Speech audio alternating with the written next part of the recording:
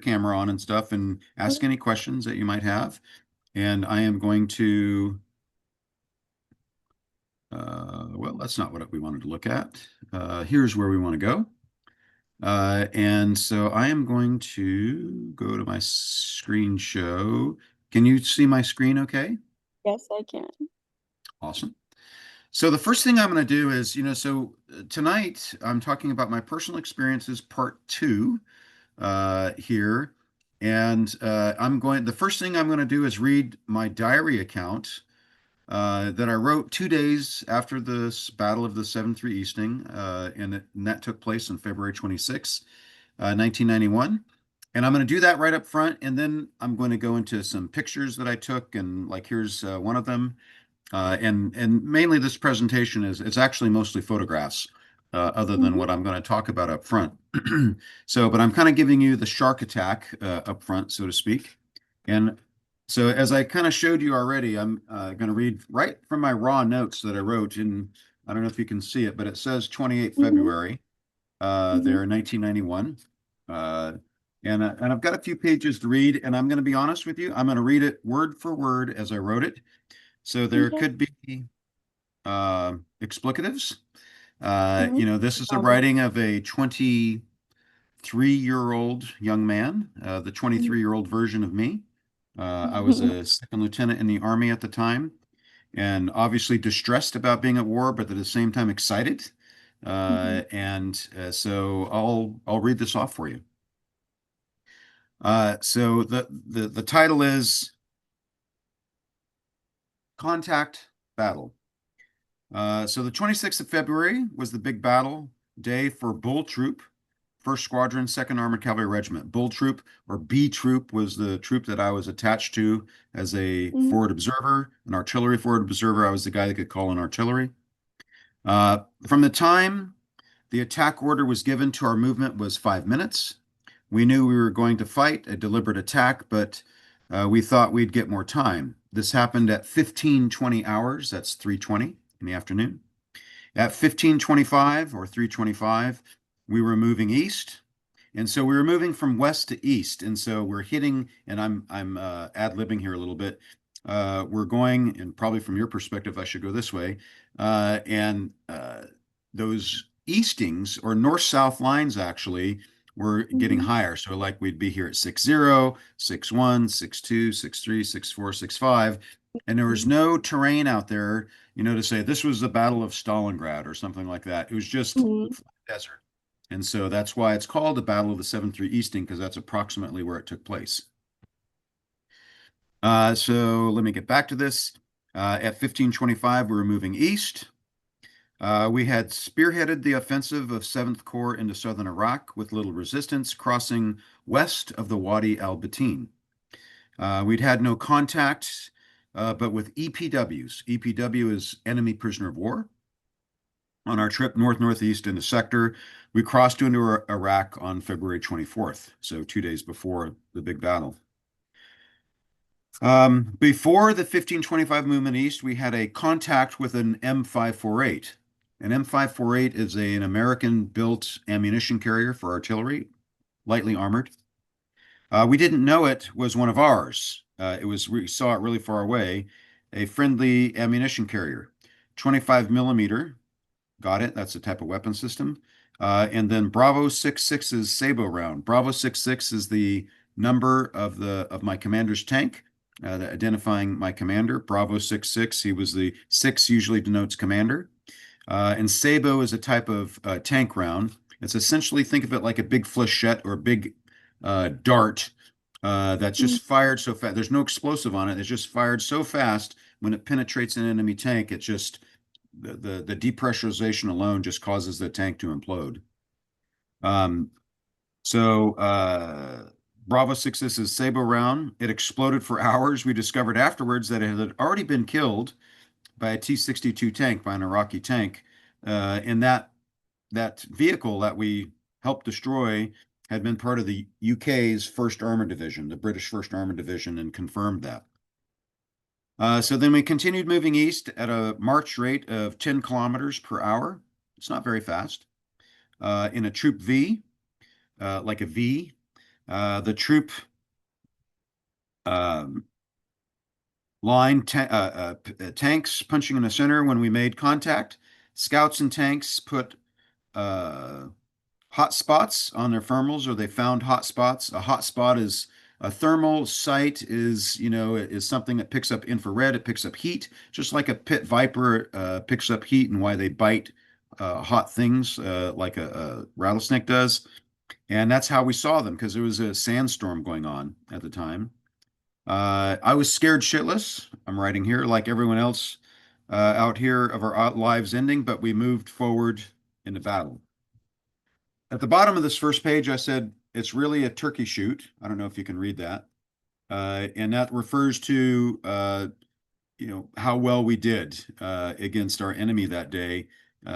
We didn't, in my particular own unit of Bravo Troop and First Squadron, we did not have any casualties from enemy fire, and we didn't lose anybody, but we got a lot of them. So that's why I call it a turkey shoot. So anyways, but we moved forward into battle. Bravo 66 killed the first enemy tank, a T-55, blowing off its turret and the tank exploding. Secondary explosions lasted for hours after all the kills. In the first General T-55s we destroyed, it appeared as if there was no return fire, and remaining tanks we destroyed had been abandoned. We didn't know if there were any crews in these tanks when we destroyed them. Scouts reported small arms fire and a few hits to their vehicles. Our scouts, small arms fire from the enemy. As a troop, we ended up destroying about 15 T-55 tanks, 6 armored personnel carriers known as MTLBs, 12 to 18 trucks, a bulldozer, and a British tank, a British chieftain tank, but it was actually an Iraqi tank that they had captured from the Kuwaitis when they had invaded Kuwait. Numerous bunkers, and we captured more or less 100 enemy prisoners of war.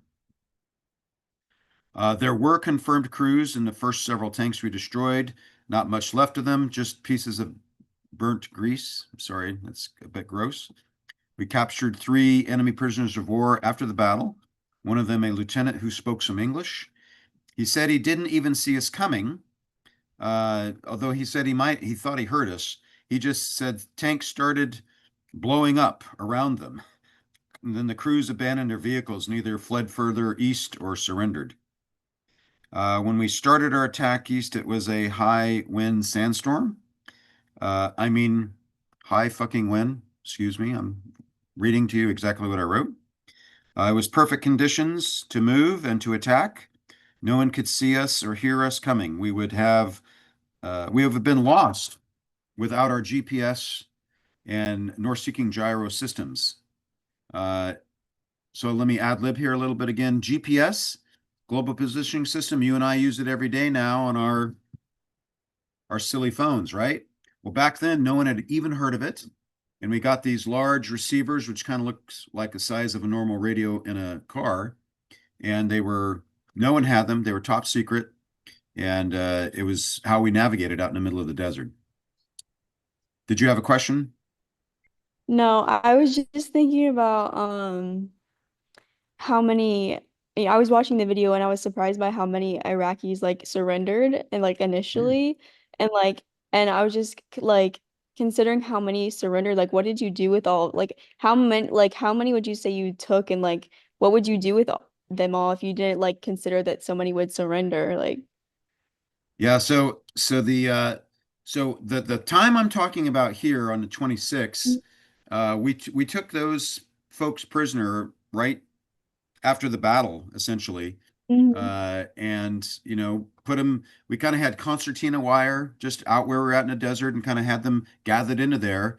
And then Mhm. I really don't know exactly what happened to them, but someone picked them up and took them to Saudi Arabia is essentially what happened. Okay.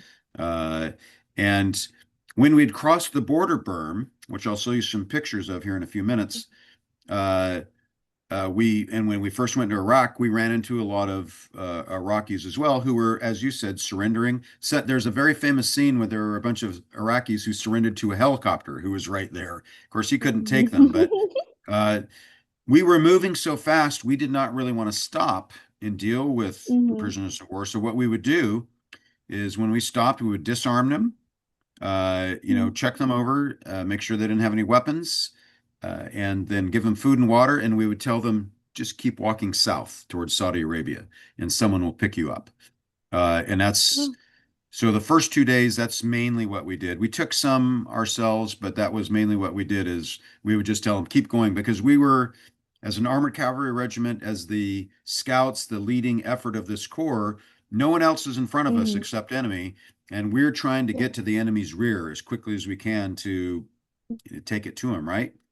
Well, a lot of these guys in the first couple of days, they were reservists. They were older dudes. Frankly, some of them in Mm-hmm. their 40s and 50s, almost like my age, who'd been forced to go out there and fight. And they were like, we're not. And I'll read about this here in a minute.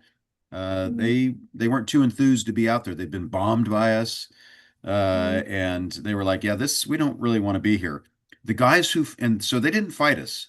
The guys who fought us were the Republican Guard and some regular Army units that my particular squadron faced, in addition to the Republican Guard, and they fought with their lives, and they fought valiantly and bravely, and they paid for it.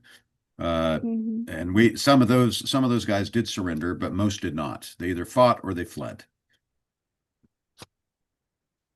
So, oh, my English is not very good here either. So me and Red Mm-hmm. One and Bull Six worked well on navigation.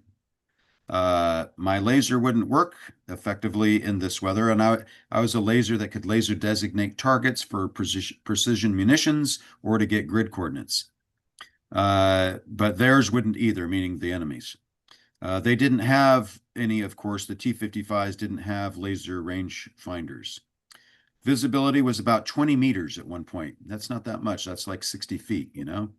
At first contact, though, visibility was around 2,500 to 3,000 meters, but still windy and lots of sandstorm.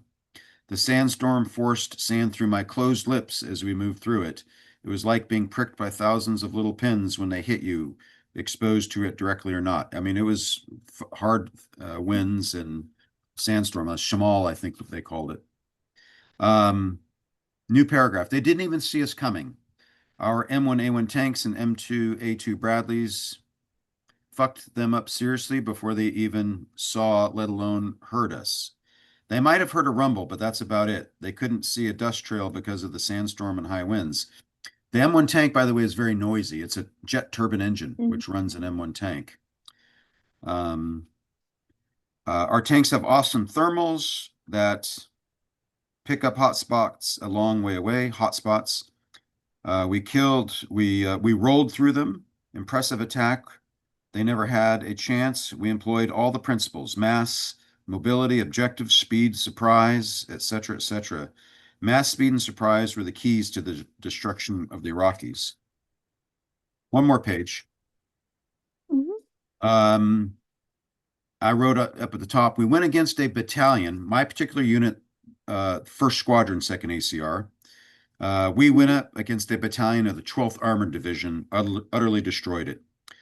We loggered overnight in our battle area and let 1st Infantry Division do a forward passage of lines, bunkers all around us that we had passed. We hosed some of them with TOW missiles and coax machine gun and 50 caliber machine gun. Hosed in this case means we shot them. Mm-hmm. Uh, Jones, and this refers to a person, one of my guys, he was a black guy. He was a guy that wanted my parents to adopt him because he loved the fact that my parents sent me chocolate chip cookies in tins to me, and I shared them with my guys. Mm-hmm. Jones went into one of these bunkers, and the morning of the 27th of February, and lo and behold, he found 2 enemy prisoners of war in there with their AK-47s and ammo. He jumped out of that survivability bunker. It was deep and quite comfortable, actually. They didn't shoot him, thank goodness, and we fed and watered them after we had disarmed them and convinced them to come out. One was scared shitless, the other one was okay. They thought we were just going to execute them. We slept Mm-hmm. one night right beside them before we had found them. So we'd slept all night next to this bunker and didn't go check it out that night. Mm-hmm. Um, So we were on top of my track. Sure glad they didn't come out and slit our throats. They were old and Mhm. looked like reservists, though, so they didn't really want to fight. Many of the enemy prisoners of war we captured had been forced into the army and and hated this war, calling it Saddam's war. And they said that in English, it's Saddam's war. Some had their families threatened if they didn't join or had their families killed. Some of the enemy prisoners of war even wanted to join us. Mhm. At this time, this war is about over, and I'm writing this on the 28th. We haven't received the official word that the war is over yet, but it's coming. What's left of the Republican Guards, the Hammurabi and Medina Armored Division, are surrounded near Basra by coalition forces. So I just thought I would share that. It's a bit raw, Mhm. but I like sharing, the thoughts that was going through my head with you all at the time. You can see this old binder. It's got dust on it and thick. It's where Mhm. I wrote my stuff, and I'll do another reading next time from a different part of it. Um, but before I carry on with the pictures, any questions? No, it was remarkable how like I feel like how similar the video was to what you said. Like I don't know, it was like almost exactly how I remember the video talking about it. So, Good, thank you. All hmm right, so I've got a bunch of photos here. I don't know how long it'll take me. Probably not too long. We'll probably finish up by 9, so Okay. probably within the hour. But so we'll just go through them one by one. hmm So I'm the photographer in all of these. These hmm are all pictures I took myself, and you can see here that's a column of part of the unit. I don't know. Can you see my mouse moving around? Yes, I can. So like these vehicles here, like this one and this one and this one and this one, these are going to be, uh, uh, believe those, yeah, this one for sure is a Bradley. It's an M2A2 infantry fighting vehicle. hmm That's a Humvee right there. And then that's a tank. So you can kind of tell what different kind of vehicles. In my vehicle, you can see right here, this antenna right here that's being held down by a rope. hmm This is on my vehicle. And you've seen pictures of my vehicle, but you'll see it again here in a little bit. It's based on an M113 chassis, which is an older armored personnel carrier, and I'll tell you more about it. But what we're doing here is this is the 24th of February. It's hmm rained, and that's why you can see these tracks in the sand here quite clearly. We're in Saudi Arabia, and we're getting close to crossing the border, the berm, into Iraq, and we're way out west of Kuwait. And so that's this picture to a degree. And so now I'm taking a picture directly in front of me, and these are Bradley infantry fighting vehicles. You'll see that each of them has this orange placard or flag on it, and that's kind of a identification friend or foe for our own Air Force to please not shoot us.